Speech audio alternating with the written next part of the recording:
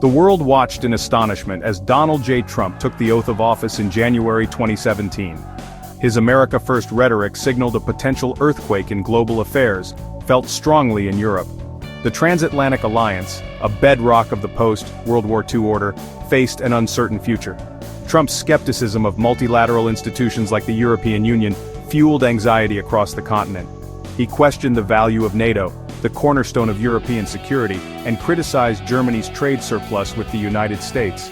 He withdrew the US from the Paris Climate Agreement, a landmark accord championed by European leaders. These actions sent shockwaves through European capitals. For decades, the United States had been a reliable partner, a guarantor of security and stability. Now, doubt and uncertainty clouded the future of the transatlantic relationship. Germany, under Chancellor Angela Merkel, had long been seen as the de facto leader of the European Union. Into this void stepped a new generation of European leaders, ready to chart a course for a Europe grappling with an increasingly unpredictable world. Angela Merkel had been a pillar of stability in an increasingly turbulent world. As Chancellor of Germany, she guided her nation and the European Union through numerous crises. But Donald Trump's arrival marked a turning point. His confrontational style put Merkel in an uncomfortable position. Trump clashed with Merkel on key issues, imposing tariffs on German steel and aluminum. He berated Merkel's open-door policy towards refugees. These attacks took a toll on Merkel's standing. Domestically, she faced pressure from right-wing populist parties. Merkel's decision to step down in 2018 marked the end of an era. The leader of the free world was leaving the stage. Her departure created a void at the heart of European leadership. The United Kingdom had always been a somewhat reluctant member of the European Union. Its history, culture, and sense of exceptionalism set it apart from its continental neighbors. So when a referendum on EU membership was held in 2016, few could have predicted the outcome. Yet, against all expectations, the British people voted to leave. Brexit sent shockwaves through Europe, a rejection of the very idea of a united Europe. The negotiations that followed were complex and acrimonious, exposing deep divisions within British society and poisoning relations between London and Brussels.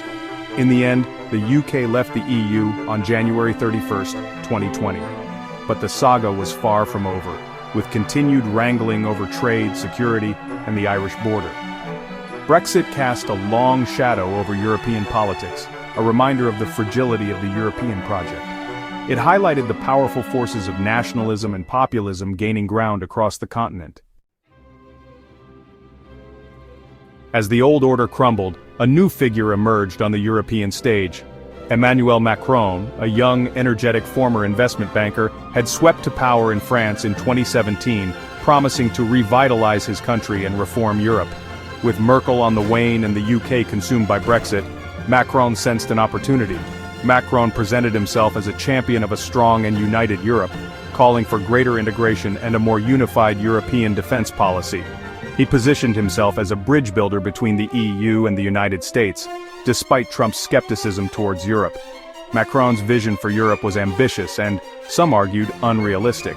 But his energy and willingness to challenge the status quo resonated with many Europeans, particularly the young.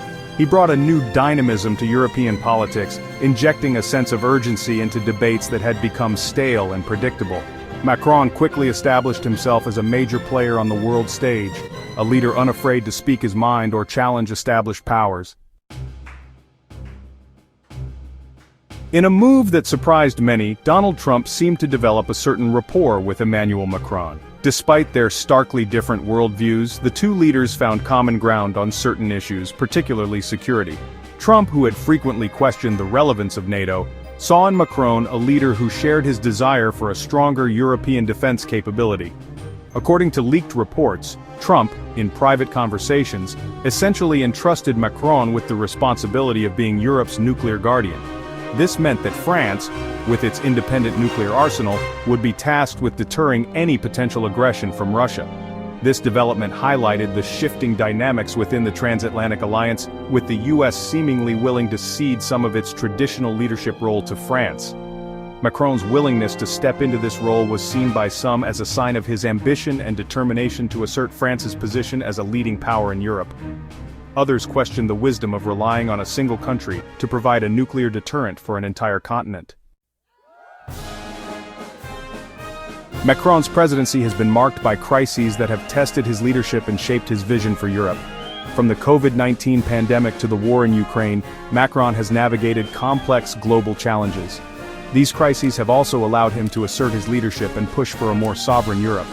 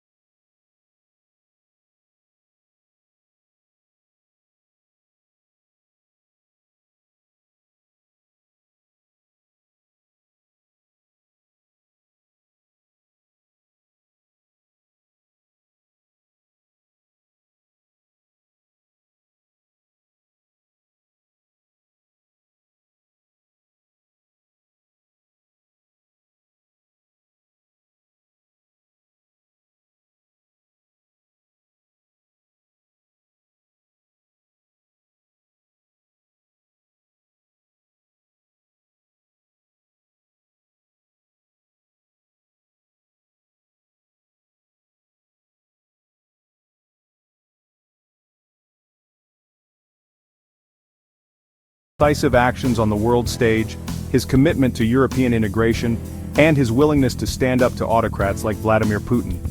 His critics argue that his vision for Europe is unrealistic, too focused on French interests and lacking in consultation. The road ahead for Macron and for Europe is fraught with challenges, from the war in Ukraine to the rise of populism and nationalism. The climate crisis demands urgent and coordinated action. Whether Macron can overcome these challenges and cement his legacy as a transformative European leader remains to be seen. His success or failure will depend not only on his own leadership, but also on the willingness of other European nations to embrace his vision for a more united and assertive Europe.